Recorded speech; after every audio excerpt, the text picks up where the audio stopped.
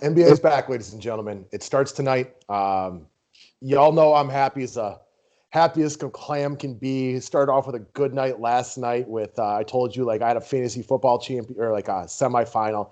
I didn't think I had a shot in hell of winning, and the Bengals came and just did me a huge solid and stuff like that. So I'm feeling real good headed into today. The NBA's starting.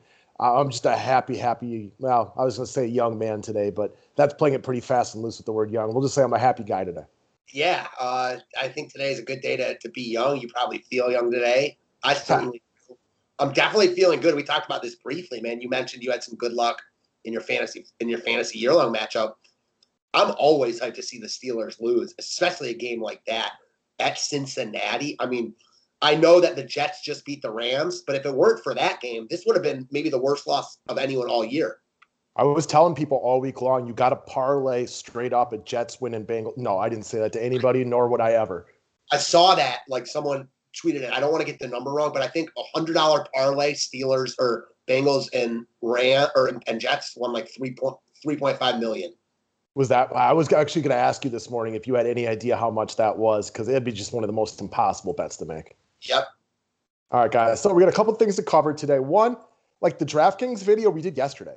Members only video came out yesterday. The public video's out yesterday. If you haven't seen it, and this is what gave you the cue to get over to the channel, that was out already. So go feel free to check that bad boy out. We only got the 2 games tonight. So just as to kind of celebrate the NBA being around, we're going to do an overlay video today. We're going to go through the progressive tournament real quick. It's kind of a shorter one, and then we'll just touch on the matchup shot to see if there's anything we like. I want to reiterate, guys, the NBA package, which is $75 for the full year, is limited availability. It'll be over by the end of the week, and then the full price will be $120. If you're going to buy it, do it now. Take advantage of it. $75 covers the whole season and the postseason. All the NBA info we got.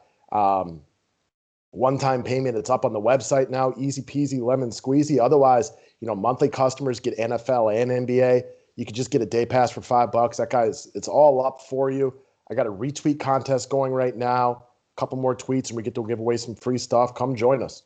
Yeah, man, I'm hyped to break this down with you. We got slates all week. We got NFL, NBA, overlay to talk about. So, man, I'm just pumped. Good time for us. Hell yeah. So let's get into this shootout. It's a 5-pick shootout. It's a $12 entry fee. Top 10% win $50. Let's get after it. They already filled it up once. Looks like they're going to do it again.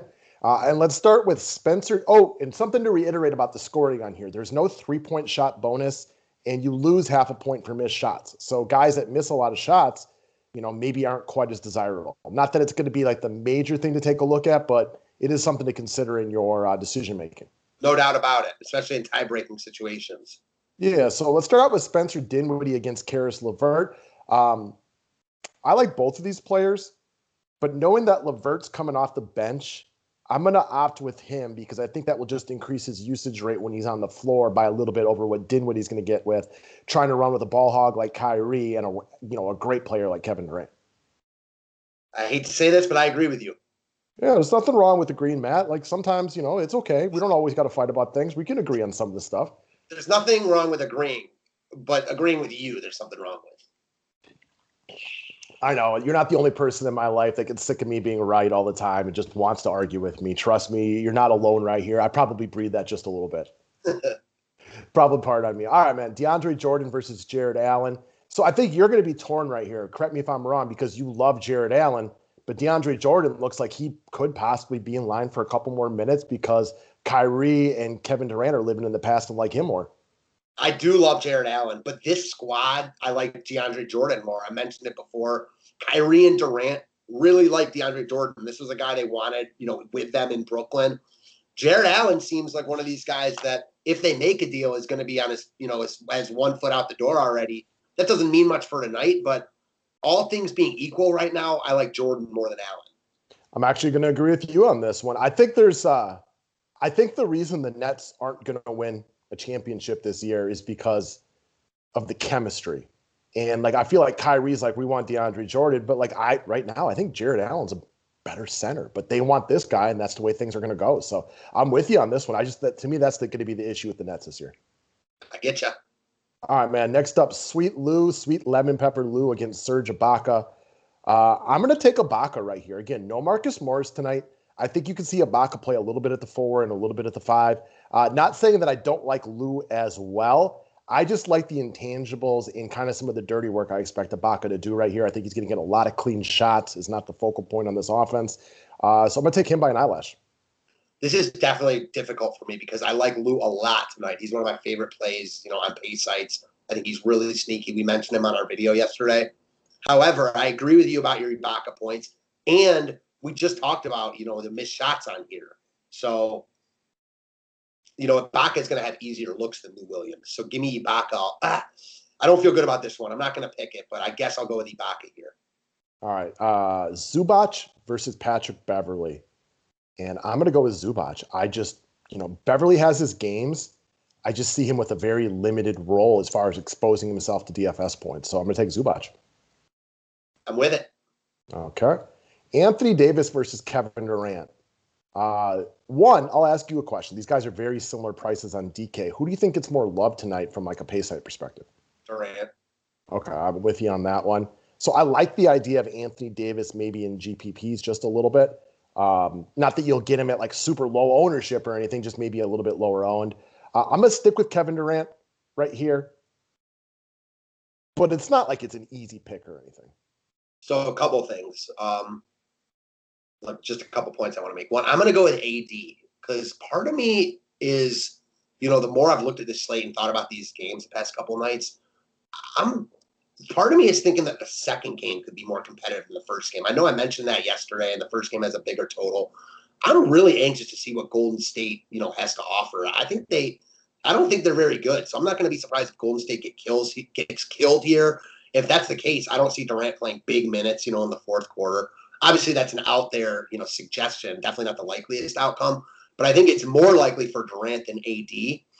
And I just wanted to go back and say I got to pick Lou Williams over Serge Ibaka. I can't pick Ibaka here because I love Lou tonight, so I have to stick true to my heart. All right, man. How about then Steph Curry versus Bron? Has that got you on Bron then over Curry? It does, and it's difficult because I like Curry a lot. There's nothing not to like about Curry.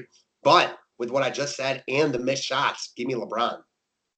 Yeah, I mean, LeBron will typically shoot a high, efficiency rate. Always has throughout his career. Not that Curry, for how the shots that Curry takes, his field goal percentage for his career is unbelievable. But it's not going to be as high as LeBron James. So I'm going to go with Curry because I tend to think it's more of an Anthony Davis night for the Lakers. I think LeBron plays chess early this season, and he's not going to be like game one of a playoff series type of alpha dog in this situation. Like, again, I think he's kind of eased himself into this year. And I think Curry's got to go like gangbusters early in the season because I think there are a semi-playoff team, right? Like they're going to be on that bubble for me to like get into the 8th spot. Whereas like the Lakers, like unless AD and LeBron like get COVID for 6 straight months, like that team's in the playoffs. Yeah, for sure. But on the other point of that is the other side of that coin is that the Lakers are so good, they don't need LeBron for everything. Golden State does need Steph for everything, which, we've seen him play well in that role before, but also we've seen him and other guys struggle when they're like the only guy. Brooklyn can really focus on him. Interested to see how it plays out tonight. I agree. I'm just interested in everything tonight, so I'm right there. All right, Kawhi versus Kyrie Irving. Oh boy. So I like the idea of Kawhi because I'm not a huge Kyrie guy, but I will say like Golden State's defense is substantially worse than the Lakers. Agreed. It's a good substantially. It's a good point. So I'm going to take Kyrie right here, which is very unusual for me. Yeah, it is unusual. I'm torn here. I'm going to go Kyrie because I like Paul George a lot tonight, but very, very tough. All right, Joe Harris versus Eric Pascal. You think Pascal's like big chalk on pay sites today? Mm-hmm. Okay. I don't mind that, but again, it's Eric Pascal, and now that Steph's back, I just don't think he's going to have like this monster role or anything like that. He's probably going to be, if he's starting especially, like what is he, the 5th banana on the starting squad? So I don't think he's going to have like this monster night. Whereas like last year when they didn't have Oubre and, Wiggins all the time and Steph Curry, had a bigger role. So I'm going to go with the guy who's, I like Joe Harris. I think he gets some open looks, and I'm going to take Joe Harris. Yeah, man, I agree with you. It's difficult. Like, I feel like I'm missing something because Pascal's coming in as the highest owned player on the slate. Like, what am I missing with this? I think it's just the simple idea that he's cheap. He's filling in for Draymond probably on the starting squad. He's got some decent DFS scores up under his game a lot, but those are from last year. It's not the same situation. Like, we've seen guys like this come into the starting lineup. Like, where's the usage? Where is he going to get this? Like, you know what I mean? Like, he's the fifth banana in the starting lineup, and if he's running with the starters, that's bad for him. No doubt about it. I'm with you. It is a little bit different than like one of these shooting guards that's in the starting lineup that like just stands around and doesn't do anything because he can walk into DFS points, but he's going to have to do that like by doing dirty work because you're right. He's not going to get plays called for him, etc. Yeah, and I just don't. I mean, I was looking through his preseason numbers and how many minutes. Like, I don't think Eric Pascal is playing 35 minutes tonight, guys. I think he plays maybe 25. I agree, and I'm with you. I'll go Harris as well. All right, Kelly Oubre versus Andrew Wiggins. This is a tough call right here because both of these dudes, to me, I mean, it's a close call in my opinion, and they're both mediocre three-point shooters. We'll see how that adjusts to this one. I like Oubre better as a player, but Wiggins is more talented, no question about it. I just like the dog in Oubre more. I don't have a solid opinion on this one. I'll go Kelly Oubre just because I like him more, but that's not actually a good reason to pick somebody. Yeah, I'll go Oubre too. It is very, very tough, though. We haven't even seen these guys play yet in a regular season game. So, deciding now who's going to be better is very difficult. I think if Wiggins would play with like Oubre's intensity, that'd be a good NBA player. The problem is Oubre's not a bad player, but he's not Wiggins type of talented. And Wiggins is kind of a space cadet. Very aloof, yes. All right, so let's just run through the matchup shop real quickly, guys. If you haven't played on the matchup shop yet, give it a whirl. If you're a brand new player to overlay today and you make an initial deposit, hit me up with a screenshot of that deposit so I can get you a free 5-pack membership. One of our longtime customers, Ryan Monks, plays a lot of overlay, and he messaged me this morning. I hadn't even noticed that the matchup shop stop was out before. Curry was like a -8.5 or something like that last night, and has been bet all the way down to a -13. Yeah, so no value anymore. I still struggle to pick Wiggins here. Yeah, I couldn't bet Curry right now because I know what the difference was, but I still would bet Curry over Wiggins. You don't get points for the 3-point shot. Yeah. And I mean, that's a couple points. You kind of figure Wiggins makes 2 of those tonight and Curry makes like 7 or 6 or 5 or whatever you think it is. He's going to take a bunch of them. But it does matter if it's a close game. It definitely matters here. All right, next up, KD versus Kyrie. I like KD quite a bit right here. I just think he's more than a 3-point better player. Both of these guys could be a little bit rusty, having not played a lot recently, but I just think Durant is better than 3 points better than Kyrie Irving. And also missed shots. Like Kevin Durant, I think shoots very high percentage. So Kyrie's a guy I could picture missing more shots. I'm with you. Give me Durant here. Better rebounder. Neither one of these dudes are exactly going to, tally up assists. Kyrie throws the occasional double-digit assist game, but he ain't a true point guard. True. All right, Jared Allen versus DeAndre Jordan. We talked this one over under the contest. That's the reason it's 0-0 right here. Give me DeAndre Jordan.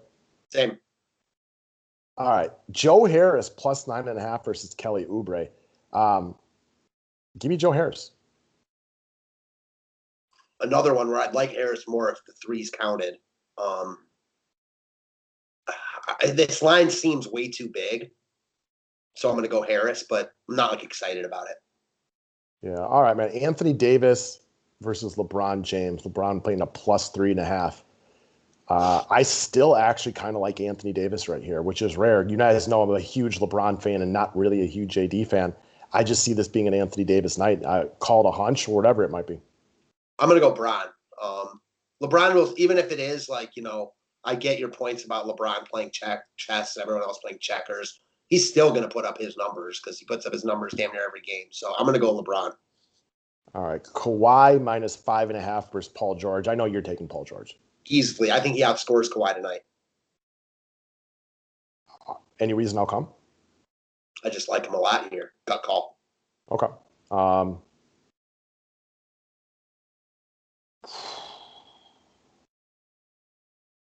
actually gonna go Paul George as well. I struggle to see Kawhi in this great shape where he's able to be himself for all 4 quarters. It's close though. I don't like Paul George, you know that, but it's definitely a close one. But I'm gonna ride with you on this one. PG-13. Cool. All right, Lou -4 versus Patrick Beverly +4. I'm going to go with Lou and just hope Beverly doesn't make a couple 3-pointers because that's the one thing that can get him rolling right here. I'm going to go Lou easy. I think he outscores him by 15. All right, aggressive, but I like it. All right, and then last up, Serge Ibaka versus Zubac. I like Ibaka a lot better, but I kind of feel like I need to see this one first. You know what I mean? Like, I expect Ibaka to play 32 minutes or something-ish throughout the season, but I could be dead wrong. Maybe they just don't want to play that many minutes. Maybe it's like Toronto where they like him off, playing 24 or 25 minutes a game. So I'm going to go Ibaka, but I'm a little concerned knowing that it's night one and I haven't watched the rotation yet. I'm with you. I'm going to go Ibaka, but I don't get the warm and fuzzies. We don't know their rotations. We know Zubac can put up numbers also, but it does seem like it's Ibaka here. Yeah, and for all I know, Zubac plays 10 minutes this season, a game. Like maybe they just don't like him enough to get him. I have no idea. We don't know.